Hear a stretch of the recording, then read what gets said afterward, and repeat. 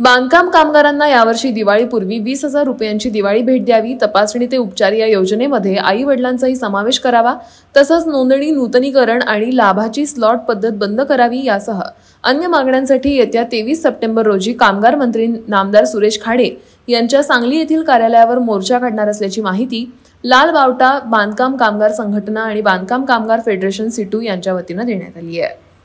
आज आम्ही लाल बावटा बांधकाम कामगार संघटनेच्या वतीनं पत्रकार बैठक घेऊन उद्याच्या 23 तारखेला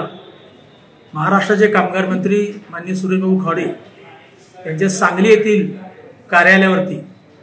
यावर्षी बांधकाम कामगार 20,000 बोनस द्या, मेडिक्लेम योजनेमध्ये आई वडिलांचा समावेश करा, 2019 योजनेप्रमाणे त्यांना 10,000 रुपये साहित्य अनुदान द्या, घरासाठी 1.5 लाखाऐवजी 4.5 लाख रुपये द्या आणि बांधकाम कामगाराच्या जी योजना आहे त्या योजना ताबडतोब द्या या आणि अन्य मागण्यासाठी उद्याच्या 23 तारखेला सांगलीमध्ये आपण कामगार मंत्र्यांच्या कार्यालयावरती मोर्चा काढतोय। या मोर्चाला ज्या ज्या कामगारांनी लाल वोटाचं कार्ड काढलेलं आहे जिल्ह्यातल्या सगळ्या बांधकाम कामगारांनी या मोर्चाला मोठ्या संख्येनं 23 तारखेला सांगलीला 100 फुटी रस्त्यावरती उपस्थित राहावं असं आवाहन मी करीत आहे।